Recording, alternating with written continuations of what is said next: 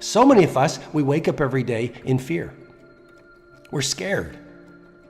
And we are so frightened to leave the box. We work in a box. We drive to the office in a box. We eat lunch out of a box. We go home and live in a box. We spend 5 hours every night watching a box. And then we die in a box. And we call it a life.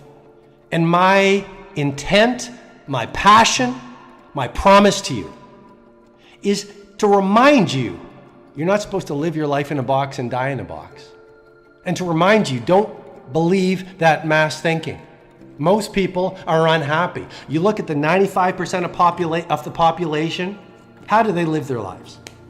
Let me ask you, whether it is in Lebanon or Greece or Lithuania or Texas or Oman or Iraq or India or Sweden or Iceland or Dominican Republic or Sudbury, Ontario or Kenya, look at most people out there today.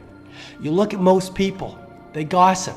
They see the worst in humanity versus the best in humanity. You look at most people, they're eating toxic food to medicate themselves because they feel so much deep pain inside over the promise they have betrayed. I'm going to repeat that again because it's so important. Potential unexpressed turns to pain, my friend. Potential unexpressed turns to pain. The potential you were born into. Your potential to do art in your work, your potential to be a craftsperson in your field, your potential to be super fit this year, your potential to be fearless, your potential to deal with adversity with a smile in your face and gratitude in your heart. That's who you are. And if you betrayed that potential because you forgot who you are, you've picked up all of these negative thoughts, you're surrounding yourself with the wrong people, you've adopted these negative rituals every day and these negative habits, well, you know, that potential you were born into, that white tablet, will turn to pain. Because the deepest part of you, call it your subconscious mind, call it your deeper instinct, call it your best self, is witnessing everything you're doing. And that potential turns to pain. And that's why people eat the wrong food. It's comfort food. Yeah, it's comfort food, but it actually makes you feel worse the next morning. Why do so many people watch the news every night? Or mindless TV shows, or spend hours on the social media, trolling, making fun of other people? It's because deep inside they're in pain. And for those few temporary moments where they're tearing people down, or eating the wrong food, or drinking too much, or causing other people pain, they get a quick, short burst of adrenaline. And it's a quick high. But the next morning they wake up and there's even more pain. From the moment you are born, you start picking up the messaging of mass thinking. You start receiving this sort of hypnosis from the world around you. If your mom is scared of money because she has money issues, she will say, money doesn't grow on trees, even though she's well-intentioned. She's your mom. If your dad has been burned by people, your dad will say, be really careful, do not trust people. You get into school, what do your teachers tell you? Dress like everyone else. Think like everyone else. Don't laugh too loud. Don't be creative. Geniuses are cut from a different cloth. Don't think too big. Play small. What happens? Then you start making friends and your friends start laughing at your dreams. And then people around you, and then society and the media starts giving you this mass thinking that, you know what, resign yourself to average. Spend the best years of your life watching television in a subdivision. You can't be healthy like an athlete. Resign yourself to mediocrity is the message that mass thinking gives you your entire life. And then don't be surprised if you end up and you're 20 years old right now, or you're 35, or you're 55, or you're 85, and you have programmed yourself at such a deep level by daily repetition from the world around you to disbelieve in yourself, to disbelieve in your genius, to disbelieve in your dreams, to disbelieve in your ability to have natural health.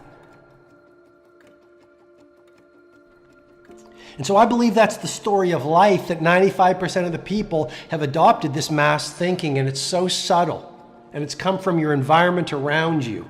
You know, one of my favorite movies is The Matrix, and The Matrix sort of talks about this. It's the world has pulled the wool over your eyes. If you buy into the mass thinking and you behave like the normal people, normal people living like the 95%, like I said, they watch news, they are addicted to it, they gossip. I'm not being negative here, I'm just reporting. You look at most people, watch most people. They gossip, they see the worst in people, they eat the wrong food, they don't work out, they're giving away their power and they're resigning themselves to being a victim. And then they're trying to bring the successful people down because it's too scary for them to look in the mirror and say, why am I not a success? Why am I miserable? What changes do I have to make? How can I leave the safe harbor and go into the unknown, which is where my possibility lives, but I'm going to have to go through the discomfort and the disruption to get there? No, that takes bravery. It takes courage. So what does the 95% do? They see someone who is playing at world class or making their ascent to the A game. And they laugh at you and they criticize you and they try to hurt you. And actually, if you really want to play at world class like a Mandela or a Gandhi, you will so leave the mass thinking and stand for such nobility that they will try to kill you.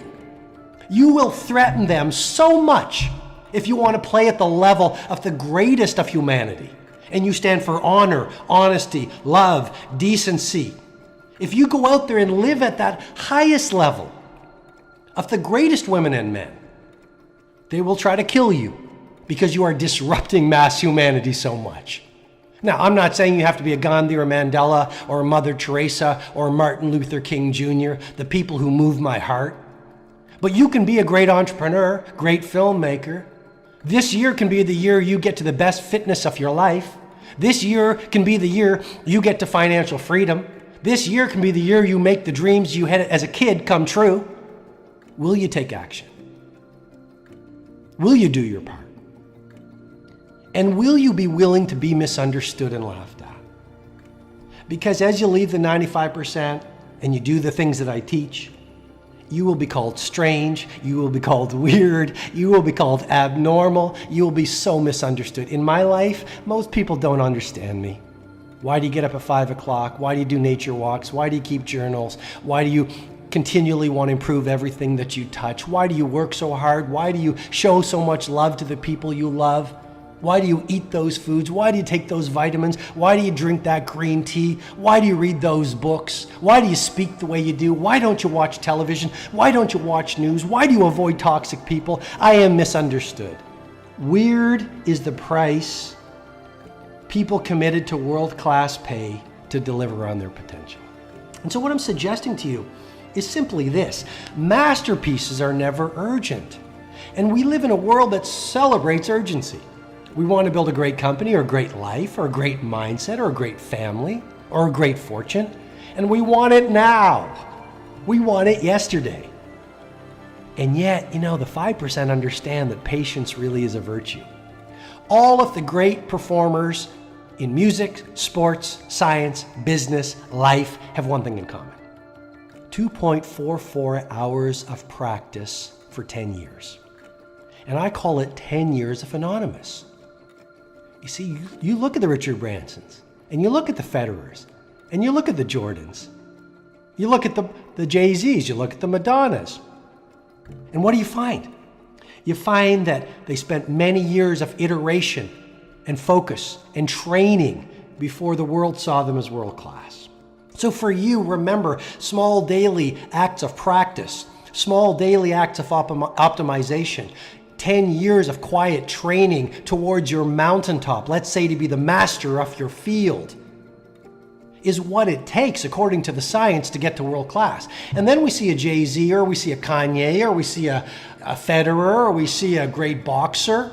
And of course, if 10 years, 2.44 hours a day, all you're doing is practicing monomaniacally your one thing, of course, after 10,000 hours, you're going to get to a place where when people watch you in action, they're going to call you a genius. The geniuses that we pedestal as divinely blessed are not divinely blessed. They're people next door who did different things.